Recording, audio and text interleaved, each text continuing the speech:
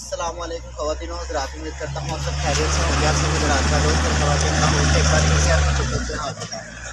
ابھی میں اس ٹائم آ چکا ہوں دربار بابا پیر وارث شاہ پہ۔ تو ابھی ان کی کیا ہسٹری ہے وہ سارا کچھ آپ کو جو نا میں ایک کمپلیٹ ڈاکومنٹری شوٹ کر کے دکھاتا ہوں۔ ابھی ہم لوگ چلتے ہیں اندر سے جا کے آپ کو دربار کی زیارت کرواتے ہیں، جہاں پہ کس طرح کے سٹالز لگے ہوئے ہیں، کیا کیا چل رہا ہے ادھر، سارا کچھ آپ سے شیئر کریں گے۔ ویڈیو کو آپ نے انت تک لازمی دیکھنا ہے۔ چینل پہ نیا ہے تو چینل کو سبسکرائب کر دیں، ویڈیو کو لائک کر دیں اور جڑے رہیے ہمارے ساتھ۔ چلتے ہیں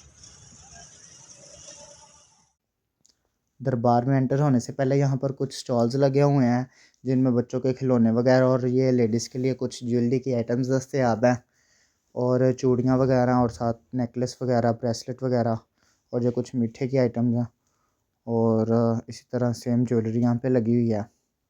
یہ شاپس ہیں، سٹالز لگے ہوئے ہیں دربار کے باہر ہی، اور یہ سویٹس ہیں، مکھانے، چنے وغیرہ اس طرح کی چیزیں، مرونڈا، اور یہ بچوں کے لیے کھلونے لگے ہوئے ہیں۔ آج تو اتنا ادھر رش نہیں ہے، ادروائز تھرسڈے والے دن ادھر آئیں یا پھر جس دن میلہ لگا ہو اور یہ کتابیں دیکھیں۔ یہ ان کی پڑھی ہوئی ہیں پیر وارث شاہ صاحب کی، جو انہوں نے لکھی تھی، کیونکہ یہ بہت ہی بڑے شاعر تھے، صوفی بزرگ تھے۔ اور اسی طرح یہ اس طرح سٹالز لگے ہوئے ہیں، کھانے پینے کی چیزیں بھی ادھر ہیں۔ ابھی چلتے ہیں دربار کے اندر، اور اندر جا کے پھر آپ کو اندر سے دکھاتے ہیں۔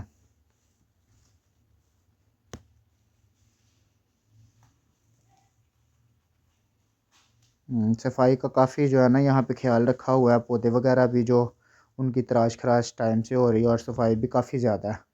یہ بالکل سامنے آپ دیکھ رہے ہیں، یہ یہاں پہ پیر وارث شاہ صاحب کا روضہ ہے، اور ارد گرد یہ ایک چھوٹا سا گراؤنڈ بنا ہوا ہے، اور اس کے جو انٹر ہوتے ہیں لیفٹ سائڈ پہ اور بھی کچھ قبریں ہیں، وہ بھی میں آپ کو انشاءاللہ دکھاتا ہوں جا کے۔ ابھی یہ ان کی تصویر لگی ہوئی ہے۔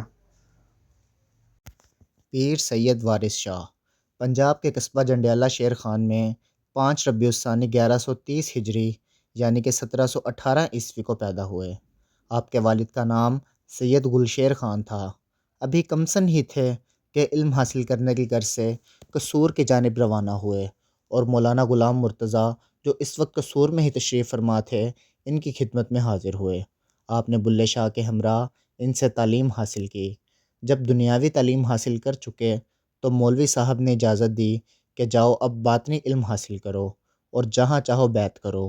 بلے شاہ نے تو شاہ عنایت قادری سے بیعت کی، جبکہ وارث شاہ نے بابا فرید گنج شکر رحمۃ اللہ علیہ کے خاندان میں بیعت کی۔